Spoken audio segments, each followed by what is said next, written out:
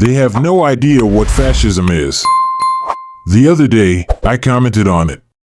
Around 1910, the man who would become the first theorist of fascism, Enrico Corradini, an Italian nationalist writer, a Marxist who came from revolutionary syndicalism, tried to convince his syndicalist colleagues that the social class could not be the agent of historical action on an international scale.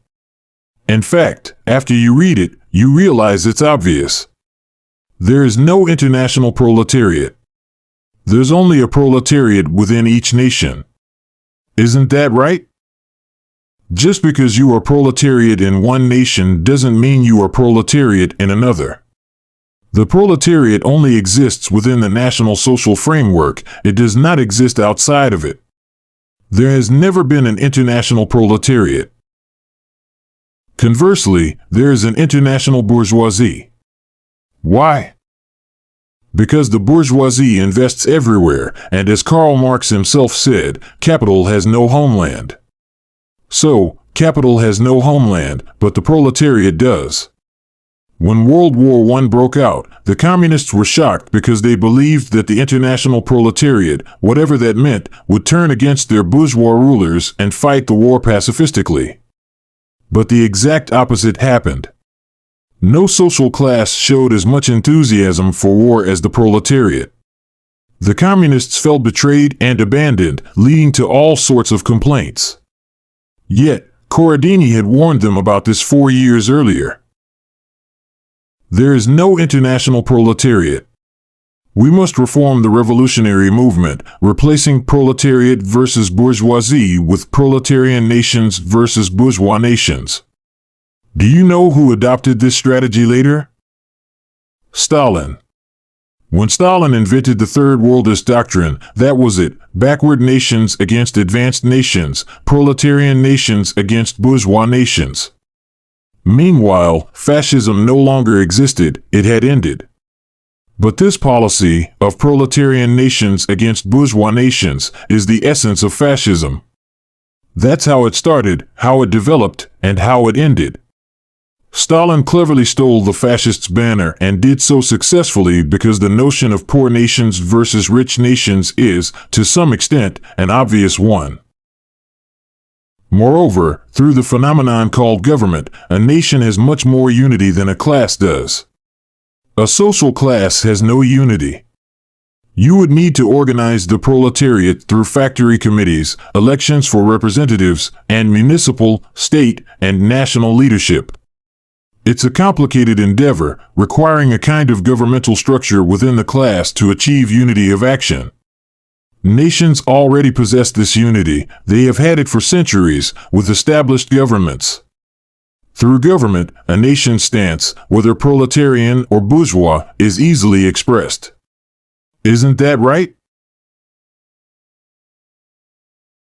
In any international negotiation, the representative of a poor nation can straightforwardly claim, "You are exploiting us, taking our raw materials, and selling us junk at high prices." It's a simple discourse. On the other hand, the discourse of proletariat versus bourgeoisie can only lead to one thing: the destruction of capitalism and the establishment of socialism. But socialism, as we've seen, is impossible. As Ludwig von Mises pointed out, without a market, there are no prices, and without prices, there's no price calculation. Without price calculation, there's no planned economy, and without a planned economy, there's no socialism. So, the only form of socialism that exists is a half-baked one that combines state power with the power of a few megabillionaire groups. What is that, then? It's a fascist economy, as Mussolini proposed, and it's what all socialist countries implement. Why do people criticize fascism so much? To hide the fact that they stole the fascists' plan. All the harm international socialism is causing in the world is fascist. Lula even claimed to be the ideological heir of Getulio Vargas, a Brazilian president known for implementing corporatist policies resembling fascism, whose government was the only fascist regime we've had. Activist groups consider this fascist, don't they? Vargas created national capitalism with state money while maintaining control over it. So, it was capitalism under state control, but free to generate profits, just like in China. What is the Chinese economic system? A fascist economy. So, what are these people talking about? They use the term fascism not in its scientific sense, as historians understand it.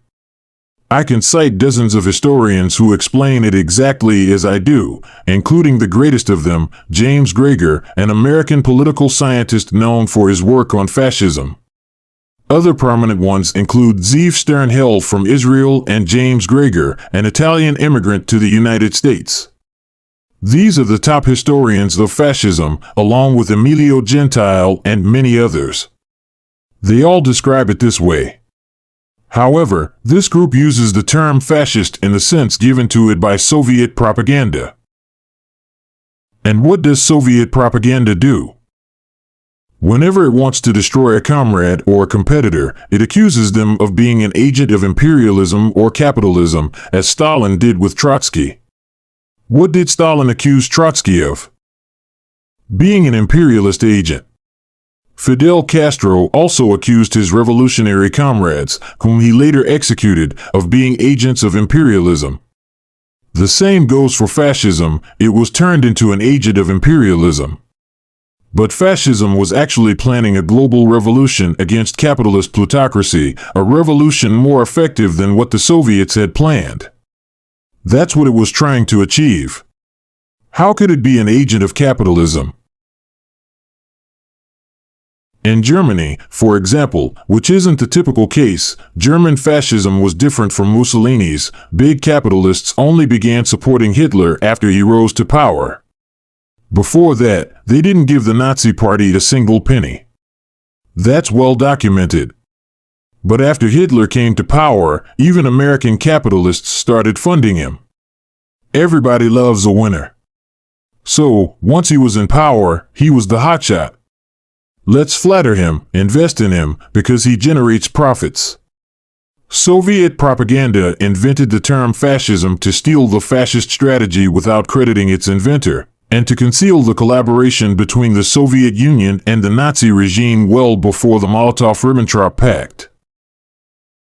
Since the 1920s, they anticipated Germany's rise as a revolutionary power that would invade all of Europe. So, they provided Germany with space, weapons, and financial support to build its army within Soviet territory, hidden from the world, while simultaneously conducting anti-Nazi propaganda in France and England to fool the masses. To this day, this Soviet slogan, one of the dumbest ever invented, is still widely accepted by the Brazilian academia and media, and they use fascism as an insult. This label is aimed at people who are, in fact, opposing all of this. What do I think of the theory of proletarian nations against bourgeois nations? I think it's a crime, a lunacy, and a crime. What did it lead to? It caused a world war. Do you think I'd find such a doctrine appealing? Whether it's from Mussolini or Stalin, it's one of the most criminal ideas ever conceived. If you pit nations against nations, what happens? War. It doesn't take a genius to understand that.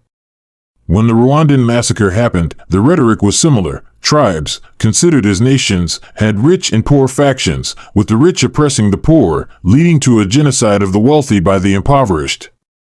So, inciting nations against nations, or tribes against tribes, is a recipe for war.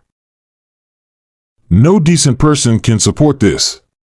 Even if a country is in deep poverty, you cannot suggest that it rise against a richer nation with a bellicose discourse. Doing so incites either civil war or international conflict. Those who promote this are genocidal.